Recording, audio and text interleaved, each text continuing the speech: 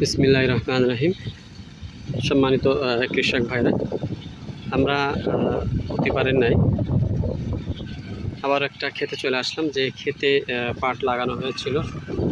এই ক্ষেতের পাটটা কিন্তু লাগানো পাট, এত সুন্দর দেখেন, চমৎকার কিন্তু গাছগুলো ঠেলে উঠেছে।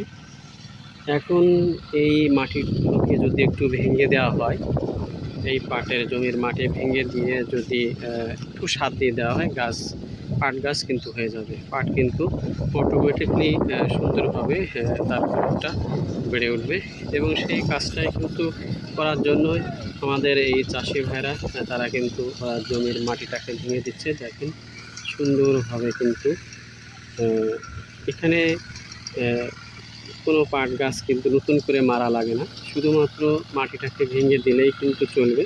সেই কাজটাই কিন্তু করতেছে। এবং এই ক্ষেতের ভিডিও আমি আগেও দিয়েছি, লাগানো পাট ক্ষেতের, এবং দেখেন গাছটা কত সুন্দরভাবে গাছের গ্রোথ।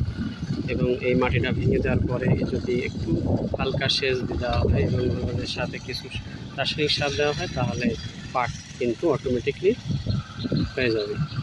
এবং এর বিনিময়ে কিন্তু এই জমিতে ইরি ধান ছিল, সেই ইরি ধানের পরেই কিন্তু এই পাট লাগানো হয়েছে।